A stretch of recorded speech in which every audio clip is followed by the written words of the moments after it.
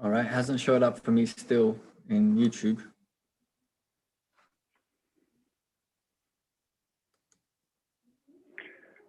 Okay, we're live in Instagram and we're live in YouTube as well. Yeah, but no, but it's on. It's on. Yeah, nice. What is up, everyone?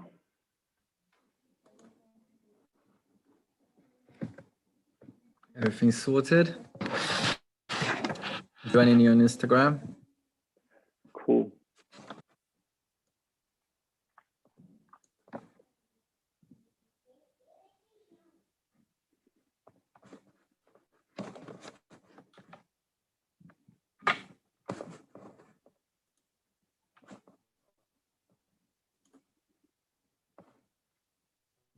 All right. All right, people in YouTube, we're just setting things on Instagram up. We'll start right away.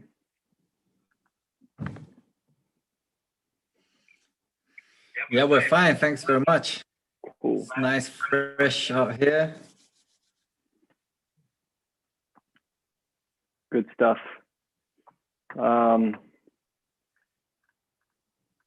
Yo, friend, we've seen you around, right? Where are you from again? Who are you talking to?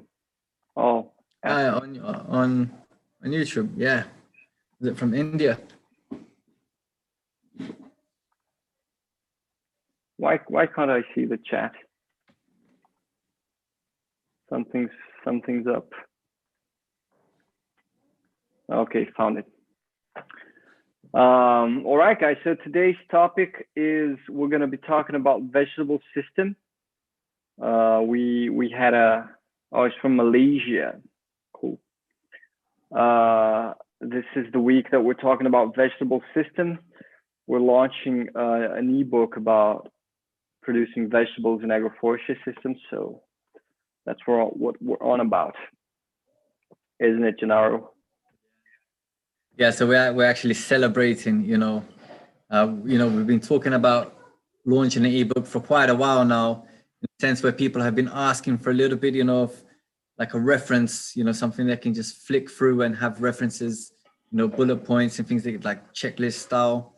So yeah, we got around to it and we've launched a series of 3 ebooks, and this is the final one of the series. It's not the final one for Agroforestry Academy, it's just the final one for this initial series. So, we've got the grass system, the fruit system, and the veg system going on. So there's 3 ebooks, and it's another landmark for us. It's another step that we've taken as an academy. Always trying to produce content, trying to understand what it is that you guys most need. So we've done that. Yeah, it is for the Patreon community, right? If you're not part of the Patreon, you're cool still. We still got, a lot of free videos. The core of our content is still free. But, if there's a page, if you become, a member of our Patreon community, then you get these bonuses, these extra Q&As and, some one-on-one time with us.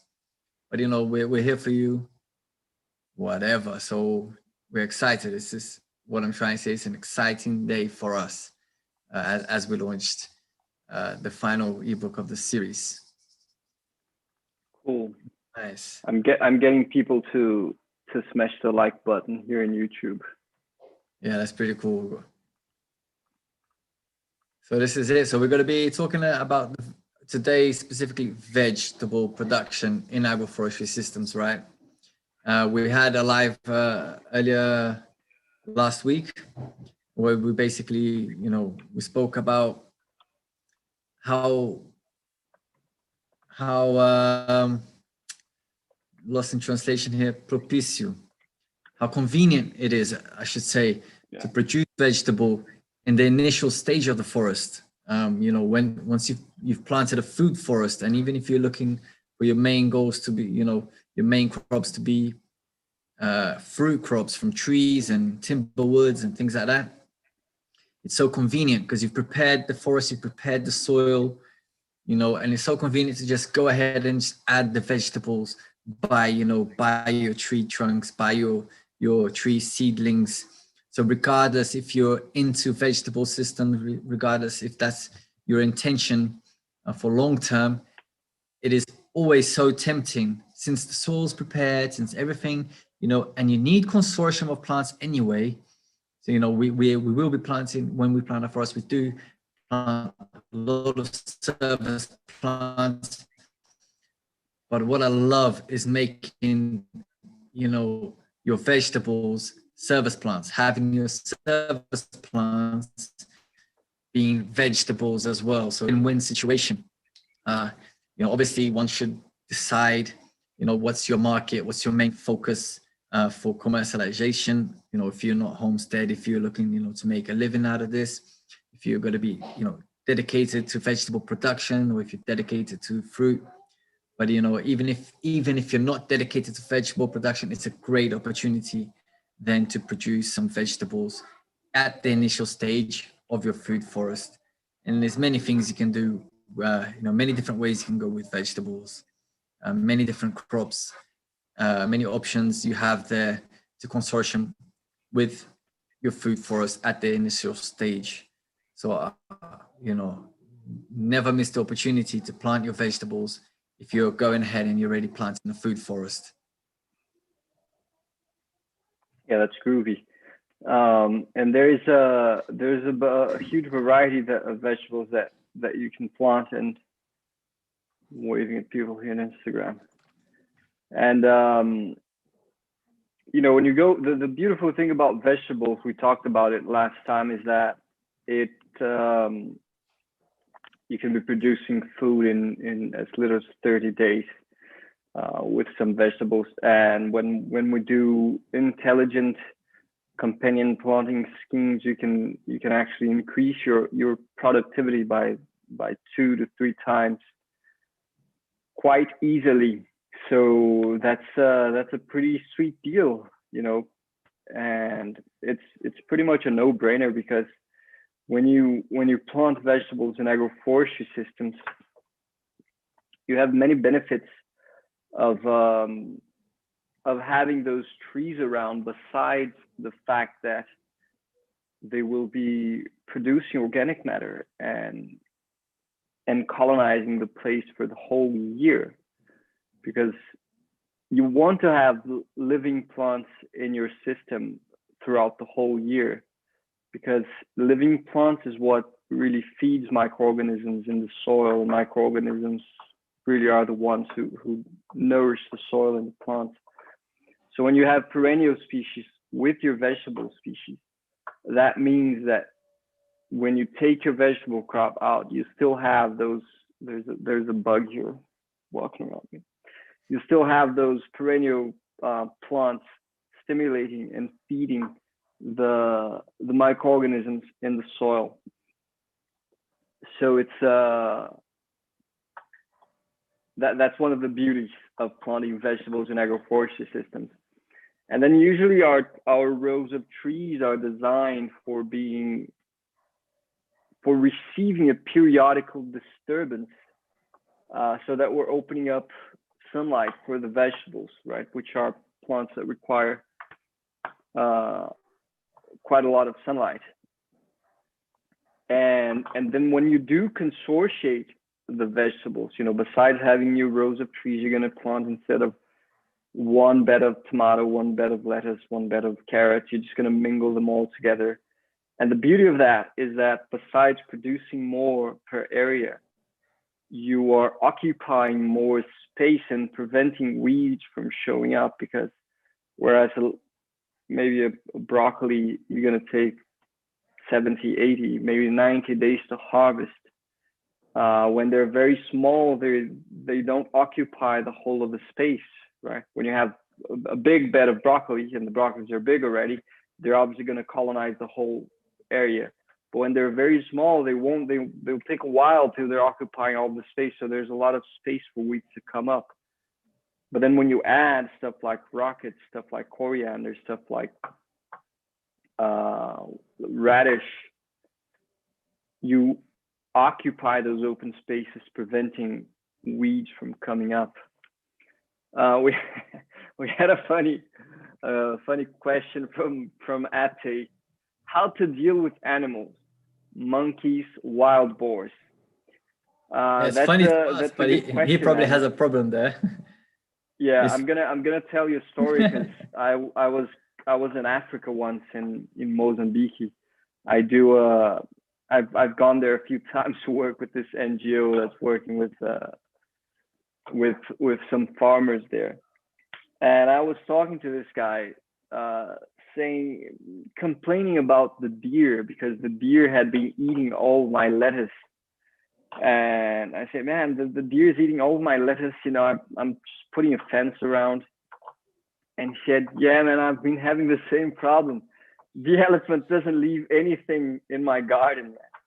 And I was like, oh man, you have to deal with elephants. I said, that's something a fence cannot fix. And deers can jump pretty high. I'm happy that you're having to deal with monkeys and wild boars instead of elephants. And I mean, you got to fence it off, man. That's what you got to do. If you have animals, you know, coming in, you can fence off the place. You can hire a dog. A dog is a good strategy to keep everything away. I mean, when we're talking about animals, we can separate like two categories. You know, we're talking about insects, where those are kind of like pests, you know, known as pests in conventional farming. Those you don't have to worry about. Those, if you follow the principles, if you cover your soil, if you plant in a high density, you know, if you follow all the correct principles, you're going to be okay. That's going to all balance out, and it's going to be very healthy, and it's minimum losses on that front. But when we're talking about bigger animals, you know, like wild animals, really fencing is the solution.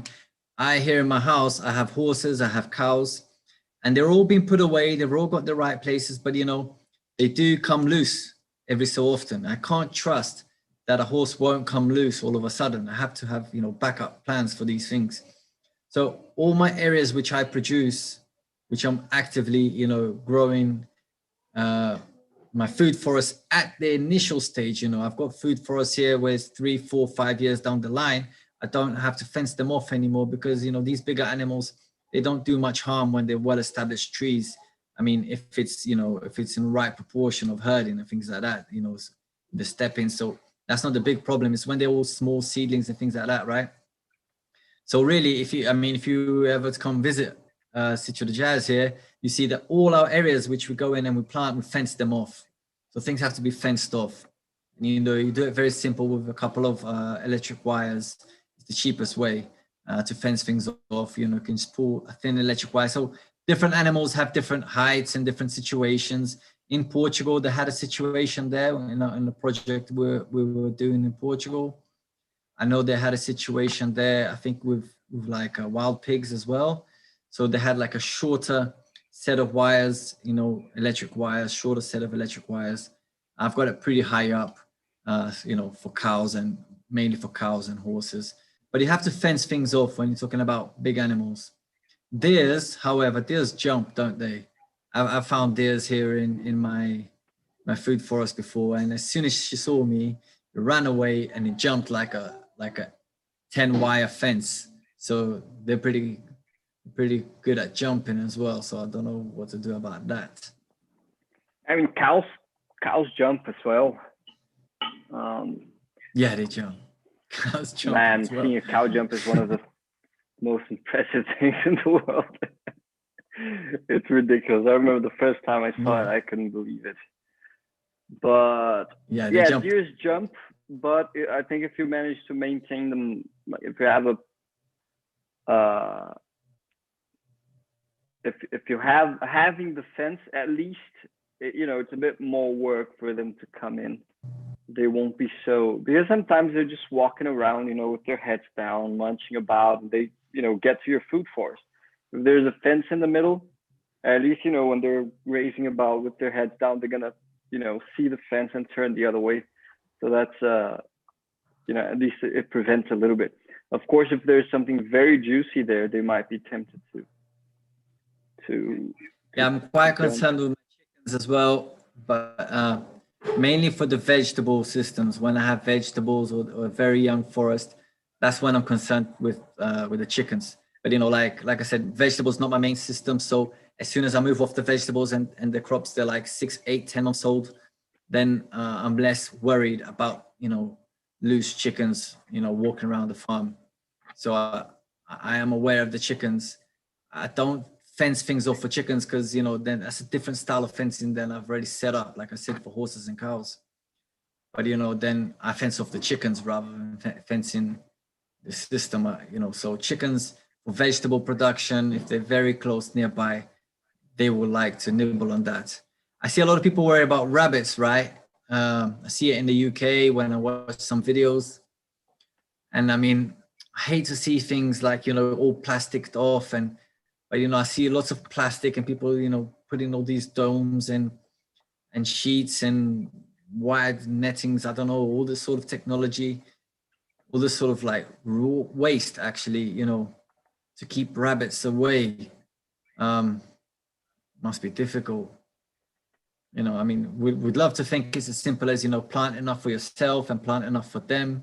You know, this is, you know, our teacher, our master usually says, you know, you got to plant enough for yourself, you got to plant enough for the animals, and you got to plant enough for the thieves, you know, neighbors that come in and pick your vegetables. So that would be the ideal. We'd love to you know, to see that work. Rabbits can be insane. I've never had many problems with rabbits, thank God. But you know, they can procreate like crazy. Have you seen the people are having trouble with mice in Australia? There's this huge there was a surge of in the population of mice in Australia. You see the videos, man. There's thousands of mice jumping around people's yards. Thousands. Like that cricket effect they had here in Argentina. Exactly, but with mice. Of cricket. Wow. Mice are, they say the mice are getting into the refrigerator and in engines and all sorts of stuff, and they find mice inside the cars. They're getting for food production. Buckets and buckets of mice. It's insane, man. I've never seen something like it. So how do you guys usually plant your vegetables? Anyone there on YouTube want to share with us? Do you like using more seedlings, seeds? Obviously, there's no set rule. There's things that you'd want to plant by seed. There's things that you'd want to plant by seedling. You know, sometimes you want to plant by seedling as well. You know, people in temperate zones, they need to make the most of the time, right? So they get all the seedlings prepared indoors. So as soon as the outdoor is viable to plant, the seedlings is ready. So we appreciate that. Still certain things that people want to, prepare. It's just not viable. I mean, we see people, planting corn on trays and things like that. That's just not viable. I mean, put it in the ground and just a couple of days later, it's going to be popping up. So, so really it's one of those things. I mean, I like planting, say, you see rocket is one of those things that you plant by seed, but very often you see them selling the seedlings and you're there and you're buying your seedlings, all the nice stuff, or, your aubergine seedlings and tomato seedlings, and then you see a bit of rocket. Now, all right, then I'll risk it for a biscuit. So one thing I like to do when I plant rocket by seedling, I plant it by seedling, and right next to it, I plant it by seed. So I do like a double rocket, and then you kind of like harvesting that first initial rocket from the seedling, and then you get that healthier, even better, just 10 days later. So you get like a double harvest, and it kind of occupies that space so beautifully once it's removed, and then the other one's ready to go and occupy that space. And it's all very quick. So, so I love them double rockets, planting by seed next to the seedling, actually. That's pretty cool. Yeah, I personally like to plant most of the things by seedling. The only ones that I don't plant by seedling are rockets and rockets. Wait, things Carrots. that I plant by seeds. Rockets, coriander. Although I've seen people planting coriander by seedling, I personally don't like it. And carrots, of course, there's no way to do that. Radish and daikon, all sorts of radish, right? Radish, daikon, radish. Tomatoes, every now and then I'll plant them by seeds, but Yeah. very often I'll do seedlings. Even cuttings, I'll just get those suckers when they're still small and stick them into the soil. They'll I like take planting root pretty courgette nicely. by seeds. Courgette by seed as well. You know, Yeah, courgette by seeds. really nice. They sprout really nice. Yeah. Tomatoes, I And always used to plant by seed, but you have to come back and thin it out, and and it's very efficient when you get the tray with your 200 tomatoes ready to go. if you plant if you have good seeds, you don't have to thin them out. You can just put 2 seeds in each. If you have tomatoes, I think it's if you're planting special types of tomatoes, like those very expensive seeds, which are like $1 a seed, then you should definitely do it. Prepare the seedlings in a tray. But if it's tomatoes like I plant here, I just get the seeds from the yard and just replant them. Then I'll just put 2-3 seeds together and let them go. But since they're very expensive tomato seeds for those very posh tomatoes, those, of course, when you have a very highly valuable seed, you really need to put it in a tray to make sure that every single one of those will sprout and produce a healthy plant. Mm-hmm. So yeah. And often you don't have somewhere that sells you the seedlings, right? So often, you have to work your way around this. You need to have the discipline to make your seedlings. I know Felipe doesn't, he's pretty good at it. He doesn't really see it as so much of a problem. I will make you aware that it is another operation that, it needs to be clockwork. You need to have it irrigating, depending on your climate or whatever, but you need to be constant there looking after it. And it's a whole big science, actually, making the compost and things like that. Felipe can talk about that, a bit of the compost. You but mean it is a whole big for the science. starting mix? Yeah. Actually, I usually just buy it. Oh, you like to buy it? Cool. Buy it ready. Yeah. I've made it before, but I prefer buying it usually. I think there's nothing like having a nearby nursery that produces the seedling. These people, they're dedicated in this. They become professionals about this because they can take it to the whole nother level. Like when I was looking to open like a seedling business, vegetable seedling, and I went to do the course and I saw how deep it can go. Like even if you brush the water this way every day, it's this way, and then the seedlings go. So it needs to be like brush the water one way, brush the water the other way. I mean, when they go professional about it and people make big investments in the technology, there's so much detail. So it's really great if you can buy your seedlings from people that dedicate themselves in making that seedling as good as possible, right? So I mean, I would encourage you to source that. But if you got good hands, if you got a good, if you're good at clockwork and maybe have some automated irrigation in your greenhouse, and it's just a whole operation, to make the seedlings. That's how I feel about it. What would you say, Felipe? I think I mean, it's up to each person to decide. There are a few factors which have to be taken into consideration. Like the first one is the size of the operation, because if you're not planting a lot of seedlings, it's just not viable for you to buy seedlings, because you need to buy at least 200. So for somebody who maybe is planting 50 of each species, it's impossible to do that. And so it goes from case to case, and it depends on what sort of infrastructure you have in your farm, what sort of labor and all that. But if you are going to produce your own seedlings, you really need to set up proper infrastructure, you know, proper nursery and good irrigation. That's what you need, just to make sure you have those seedlings ready when you need them. Ate is asking, any tips for these 3 plants: eggplant, lady's fingers, and chilies? Yeah, we've got a few tips. You want to talk about them, Gennaro? Yeah, well, you know, I can tell you about the eggplant, for example. It's very nice strata.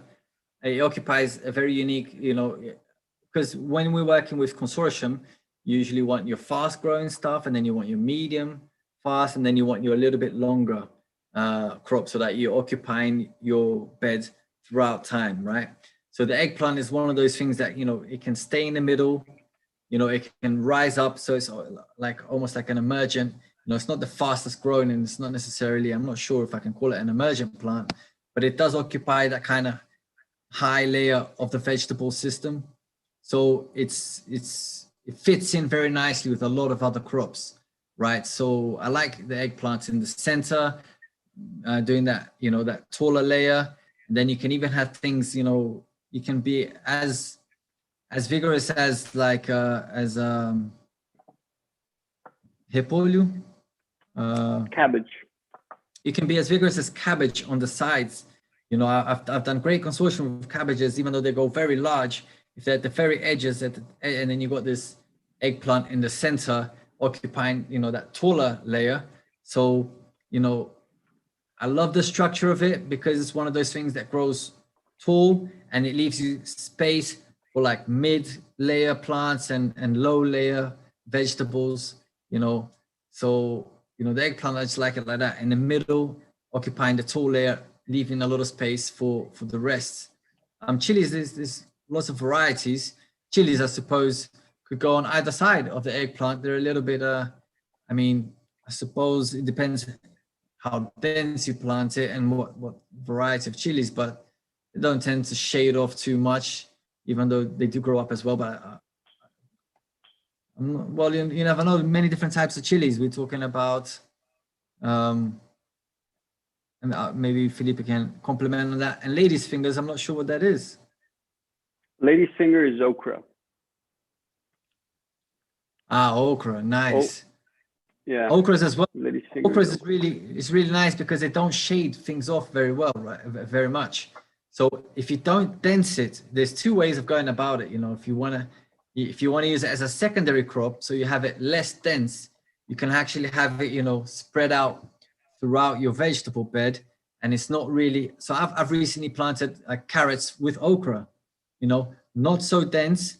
So we're talking about like in a meter wide, in a 90 centimeter to meter wide vegetable bed.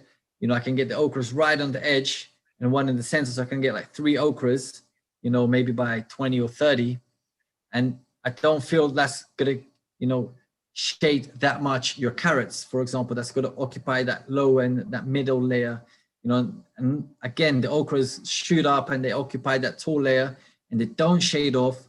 So I love having them less dense and really concentrating on that medium and low layer crops. So, you know, in this situation, it wouldn't be a main crop, because if you want okra as main crop, then you really dense them off. Then we're talking about, you know, I plant them like 10, 10, 10, or maybe, you know, I plant them as dense as 15 to 20 by 20, you know. So, and, you know, the information that, okra? Yeah, I've done it that dense with just some basil underneath it. And, you know, the information, it kind of like it's highly dense. You get a lot of harvest, but then it kind of shades itself off and it dies a little bit earlier. It's so dense, it kind of shades itself, you know, from this middle of the stalk down. But, you know, but then, you know, you remove it from the system and you move on, whatever. Yeah, usually I plant okra in the same spacing as corn, actually, just like 1 by 50 or 70 centimeters, because you just get like huge leaves, right? Okra, when you have really healthy okras, you're gonna have leaves that are this big. So Yeah, that's I how I love usually plant planting it it as well. dispensing. A little bit more spaced out and things like that, but then it's not a main crop, right? It produces so little, and once you've spaced it out, I mean, it doesn't come that dense, right? And when you got to put a 400-gram okra bag together, like a portion of okra to sell in the market, 400 grams is a lot of okras. So it becomes like a secondary crop when we space it out how we would like it. So No, sometimes but I'm not spacing. I'm not saying spacing it out in the sense of really having it far apart, but just regular conventional spacing, which is usually like 50 centimeters between plants or something like that. All right. All right. But then about the chilies, many species of chilies, they're a perennial species, and they like shade. Actually, they're kind of a low layer of the edge of the forest, so they will easily how do you call it, man? They will easily thrive in between rows of trees that are already well developed.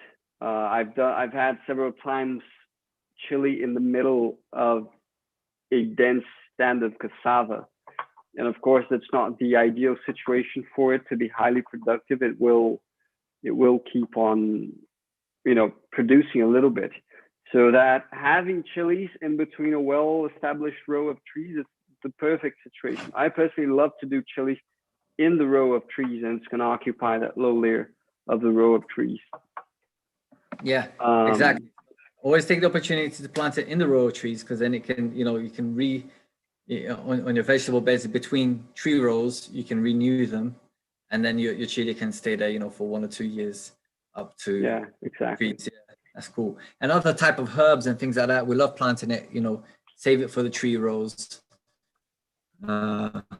Often works out well.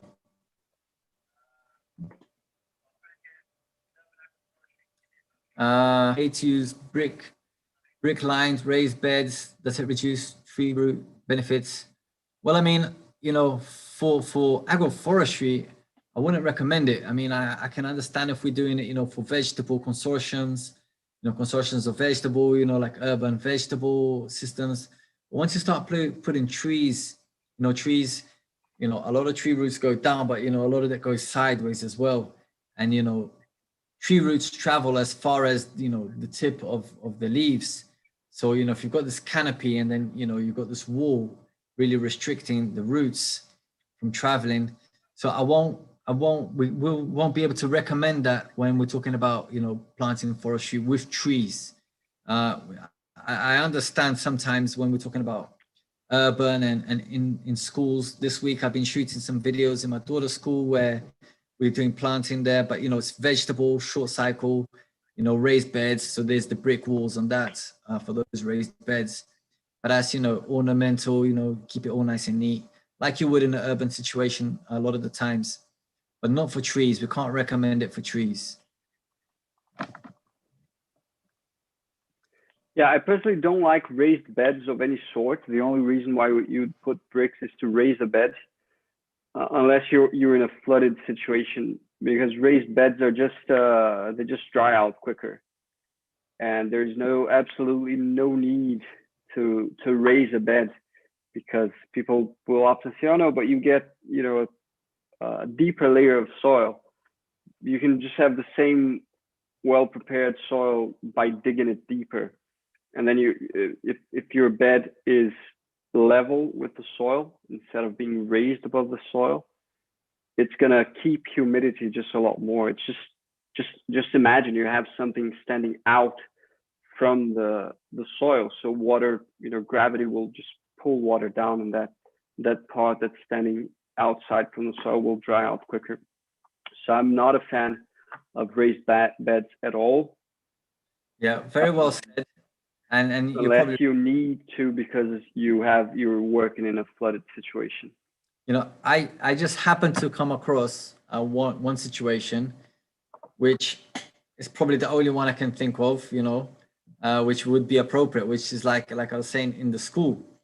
You know, because they got all these kids, and you know, if they're walking around, they'll be stepping on things. So like on a school, you know, on a schoolyard, so I can understand maybe on an urban, so it's not going to benefit the crops in any way. It's not going to be, it's going to be negative for the crops, like Felipe will explain. Because they've organized it in ways where kids can come in, you know, they can kind of like step, you know, I can appreciate kids should learn how to step around the vegetables and things, but realistically, you know, initially, so that's it, man. So we won't recommend that. One Mohammed, same person, right, is asking, in urban agroforestry, is it okay to, no. I find the issue with direct seeding is ants take away the seeds. Yeah, that can happen. You got to make sure you are covering your seeds properly, or are ants really digging up the soil and taking the seeds away? But of course, if that is a problem, and I've had that problem as well, then definitely, you know, go with seedlings or really fast sprouting seeds. Make sure that soil is very well moist, because that reduces that happening. You know, if you sow your seeds and the soil is perfectly moist and the seeds start germinating quickly, that can help out a lot. Yeah, you know, Rural is asking if kale and tomatoes work well together. I've never grown kale. I don't know how it grows. Is it like does it have the same architecture as collard greens? I've never grown it, so I can't really say. isn't kale like coffee? It's a different type of coffee. I don't know how it grows. I'm not sure about it. Well, you know, I would think so. Usually with other similar, you know, especially if you're tying up your tomatoes and you're taking it up high, then, you know, I think it would work well together from if it's similar to collard greens and kale, that same kind of like cabbage architecture, you know. Is collard greens the same as kale? Is it the same thing? I believe so. For me, I thought kale was collard greens. You guys correct us, give us a shout on that. So I'm thinking so, and then yeah, then that would work well. You know, you can have kale on both sides and the tomatoes in the center shooting up. Yeah, exactly. If that's the case, definitely. And then between tomatoes in the center and kale on the sides. Between each kale, you can have, you know, you can have a lettuce and things like that. So, all right, someone's telling no, they are different. Are they similar? But is the architecture the same? Do they grow the same way, or do they have different architecture?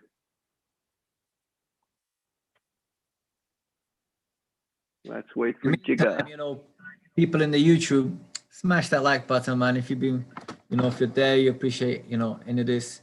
You know, we've got more people watching than likes. So if you haven't liked it yet, give us a hand on that. That's how the algorithm works. It helps us reach more people, you know, helps other people, you know, jump on board with us. You know, it just heats everything up. So we appreciate that. Yeah, they're basically saying they're very similar but different. So I imagine they grow pretty much, you know, similarly. So that should work pretty nicely if you're working with stake tomatoes. You know, grow your tomatoes up to 2.5 meters tall and have that nice mat of kale beneath it. Sandro is asking, I'm planning to start a cooperative food forest in central Vietnam. What do you guys think is the best starting point when it comes to tropical agroforestry? The best starting point. I don't know exactly what you mean by that, but I would say that the best starting point is prepare your soil, man. That's the first thing you need to do. And You're breaking off in Zoom.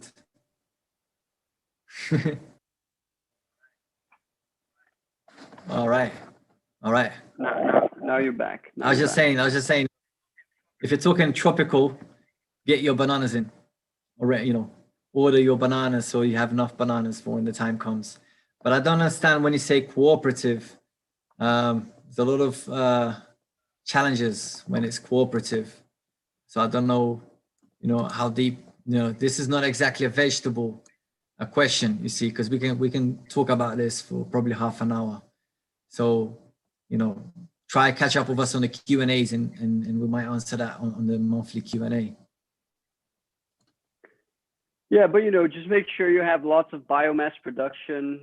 Choose trees like bananas and eucalyptus, whatever it is that you have and that produce a lot of biomass. Just make sure you have that nice,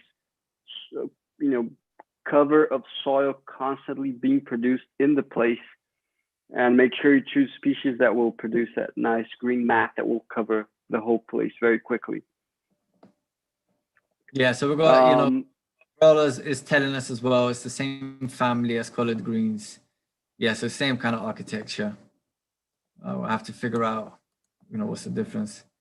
Kale and collard grow the same way. They're both crucifiers. Yeah, all right.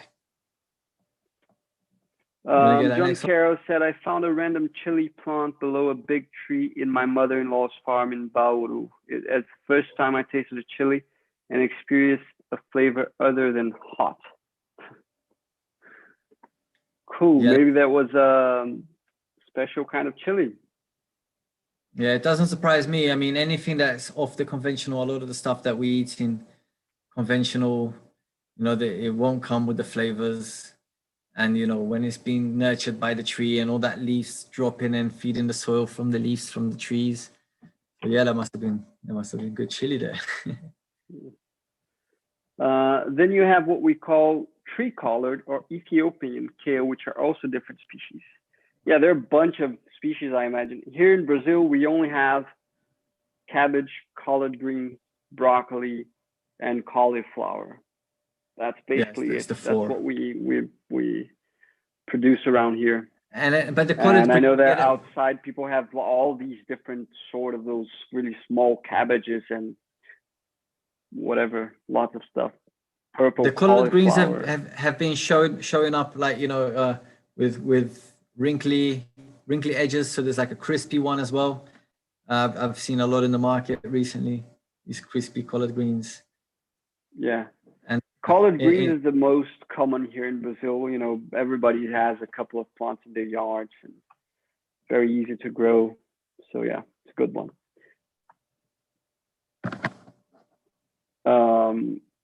When Mohammed is saying, yep, I agree with the roots damaging the beds and vice versa. In Malaysia, we have quite a lot of rain, so raised beds with lots of organic matter needs drainage a bit.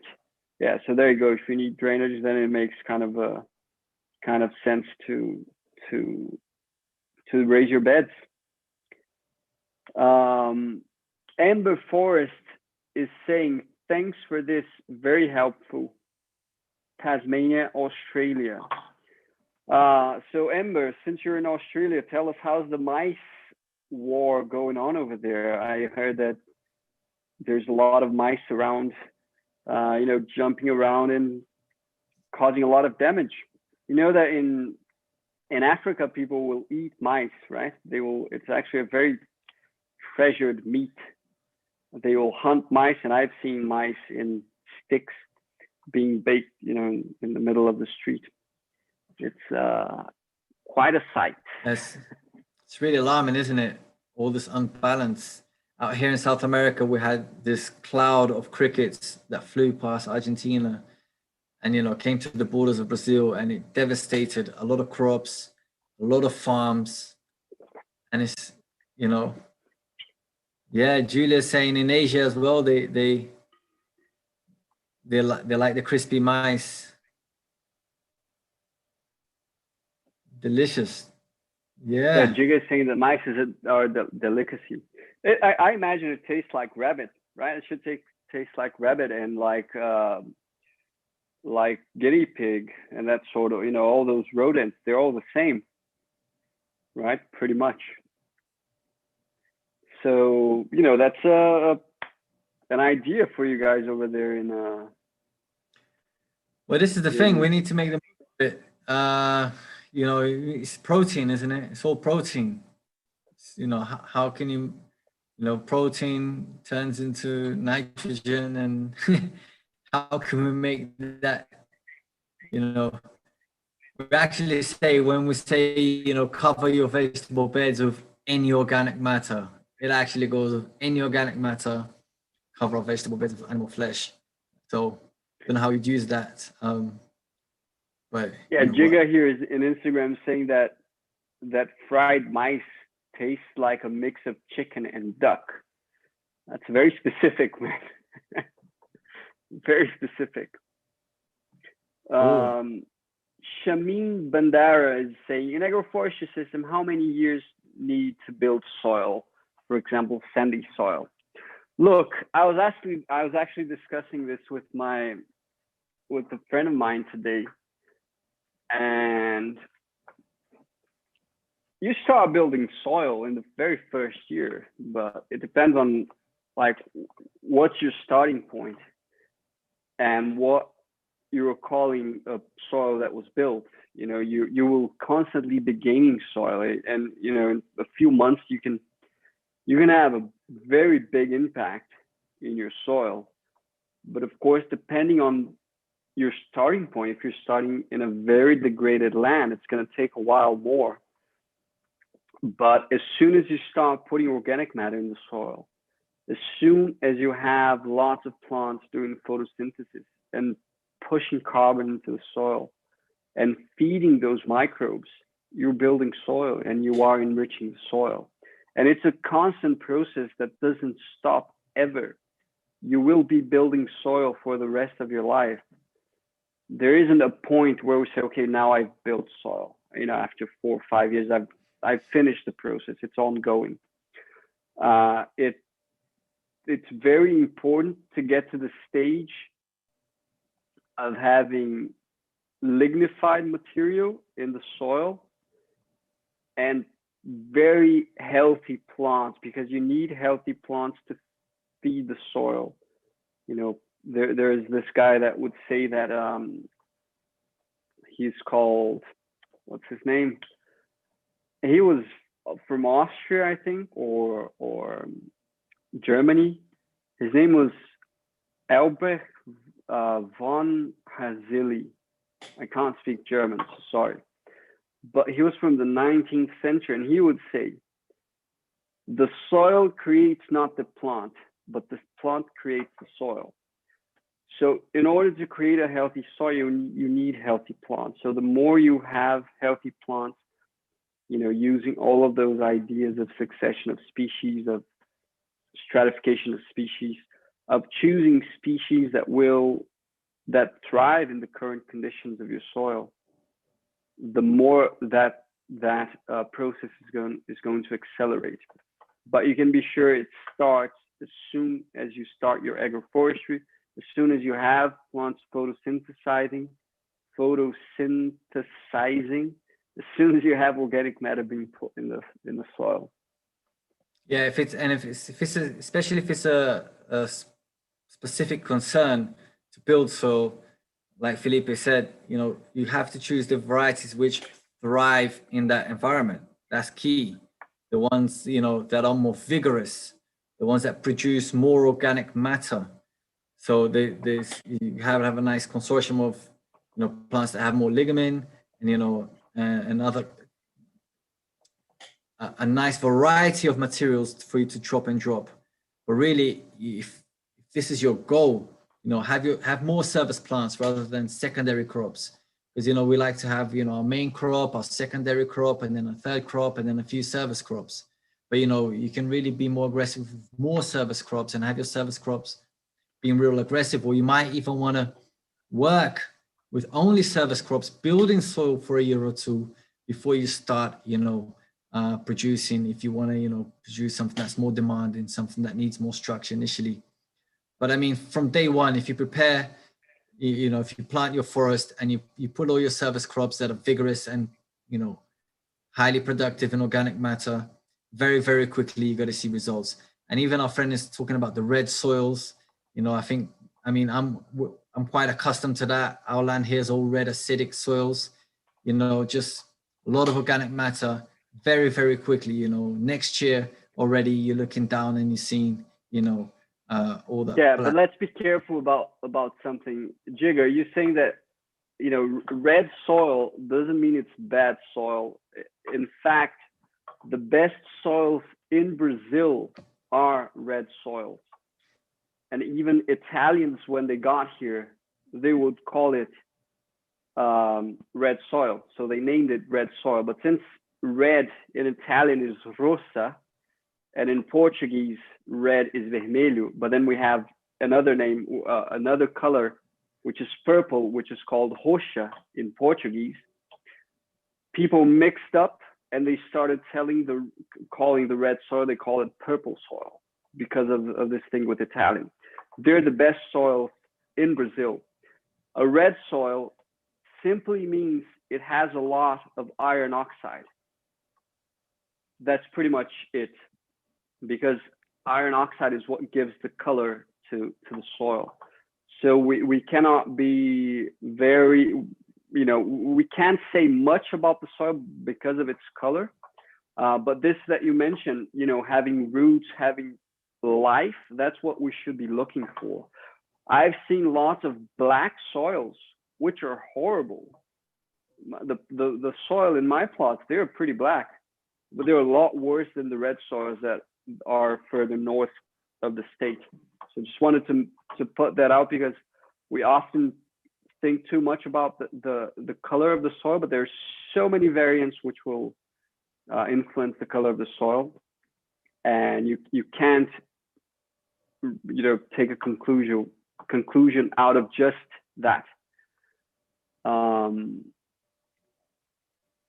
We have Ellen just asked, wait, what did I walk in on? Fried mice? Yeah, and we took a nice turn from vegetable production into fried mice, because haven't you seen Australia is going through a mice problem? Yeah, Dustin Waller is saying red, high in iron. That's it, and not only high in iron, but high in oxidized iron, because then you've got yellow soils, which are iron, when it's reduced, it loses its color. So you can have, so here in Brazil, for example, when you get yellow soils, you're usually talking about soils that are more humid. You know, they have a closer water table. And then when you have really red soil, that means iron is well oxidized. So that's a bit of a difference here. Dustin is saying, here in Florida, I soak nails in rainwater to obtain chelated iron for my soils. You're all lucky to have iron oxide in your soil. Yep, we have very high levels of iron oxide,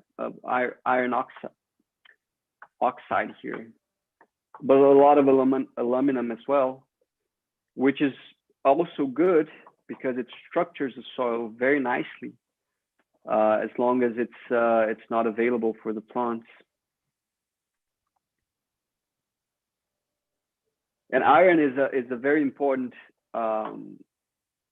element, because it is necessary to build the chlorophyll molecule. So without iron, you cannot build the chlorophyll molecule. Nice. Yeah. We can. And Rose saying any soil turns black after heavy motions. That's it. All right.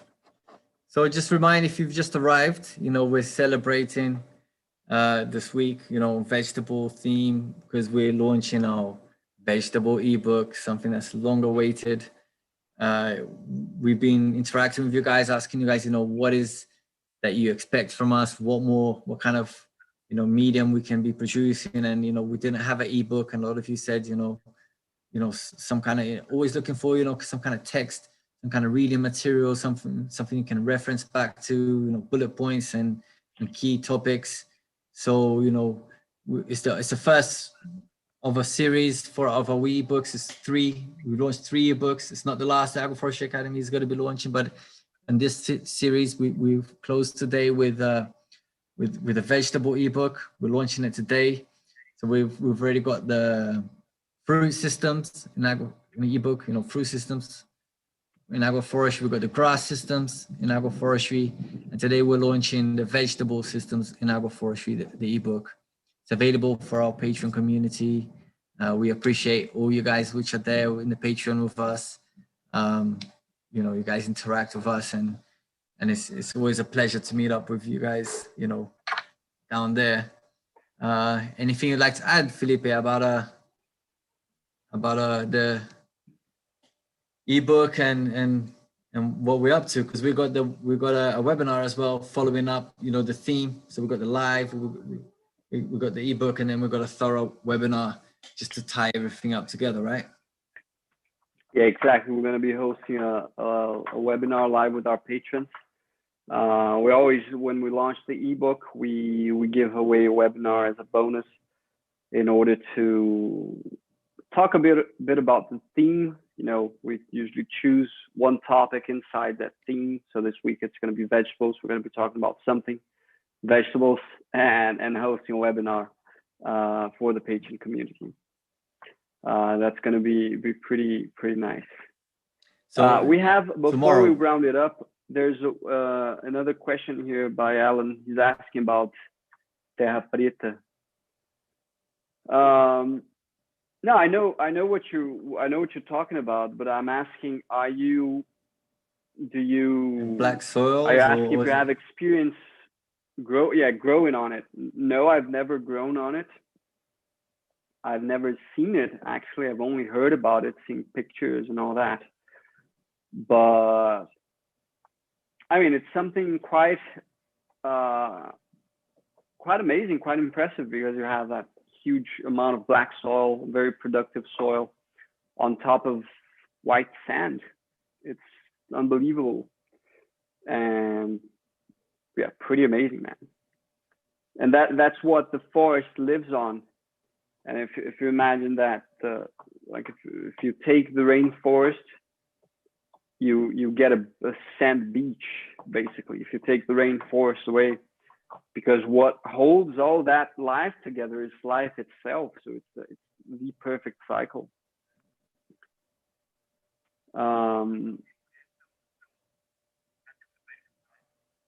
Let's take the questions, so let's entertain them.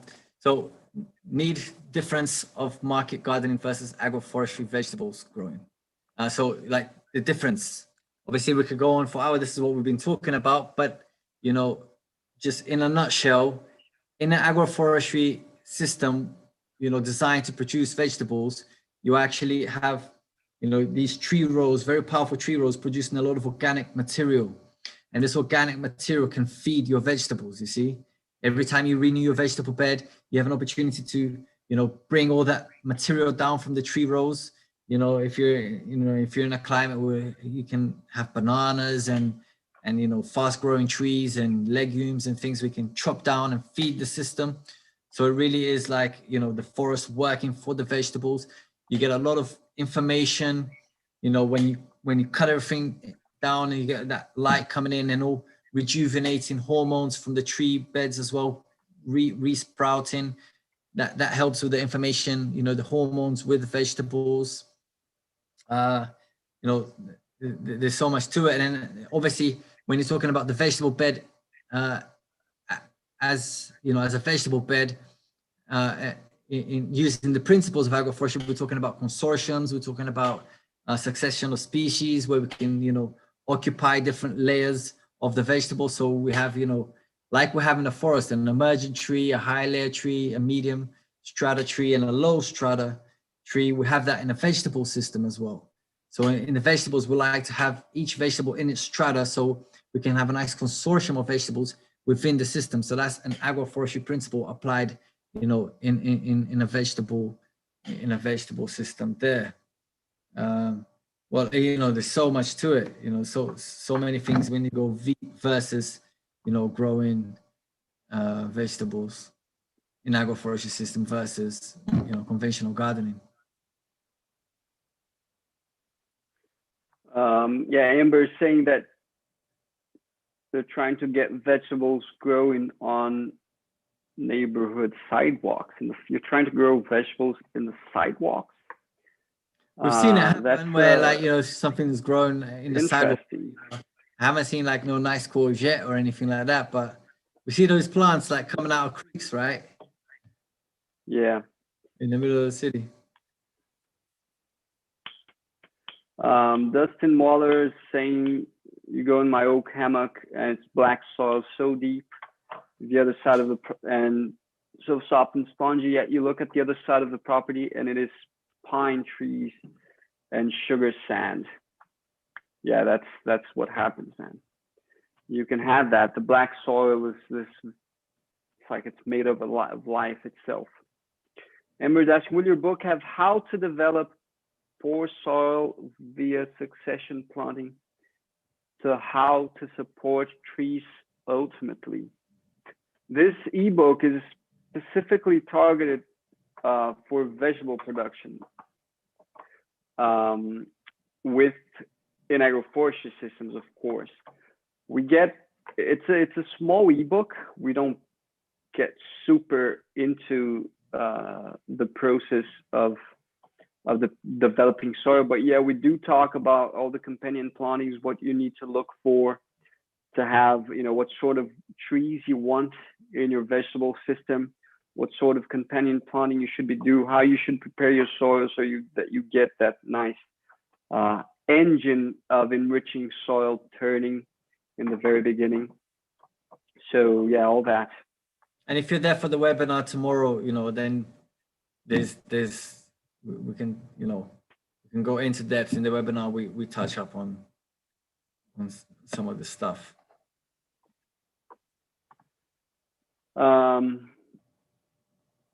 The hammock system with oaks.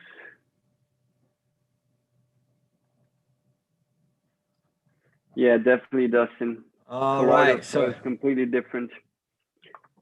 So check this out. Sidewalks in Brazil are usually concrete. In Ireland, it's all grass. Well, that makes sense now. If it's all grass, then you should be planting vegetables there. Yeah, because if it's sidewalk, we're thinking, yeah, down the concrete, you know, cracks, you know, in wall cracks. We've seen things grow out of that, but I don't know about vegetable. But yeah, if you have a grass worth of vegetable, yeah, for sure, man, produce your food on that, you know, for sure. That's the kind of attitude, man. I love those kind of projects. All right, guys, so let's start rounding it up. Thanks a lot for everyone who participated. And it's always a pleasure to be here with you all. And yeah, guys, be sure to keep in tune. We're releasing videos every Saturday. And that's it. Let's keep it pruned. Maybe you guys been following us. You've been hearing about the Patreon. And, you know, you're kind of not sure when to go, you know, when to go ahead. This is a good opportunity. Tomorrow we've got the webinar about the vegetable systems. We've launched the trio of ebooks. We have monthly Q&As, and we're always thinking of bonuses and things like that. So, you know, it's only $7.90. I appreciate that, you know, with, you know, certain parts of the world, $7.90 might seem like $7.90 is affordable for you. This is the best way you can actually support the channel. It's joining the Patreon. We do what we can, you know, to give you your time's worth and your support's worth. Tomorrow, you know, if you do it by tomorrow, you'll be there in the webinar, you know, for the vegetable system. You know, just don't be shy. If you can give us a hand on that, and that's the best way to support us, to keep on bringing you free videos. Our plan is, you know, our goal is to keep the videos free so we can reach more people, you know, and help more people produce, you know, in intelligent ways. So, you know, through the Patreon is a way you can support it, and, you know, keep us bringing you guys free videos. And, you know, if you've been in doubt, now is a good time, man. Thanks very much. All right, everyone. Cheers. Bye-bye. Everyone, take care.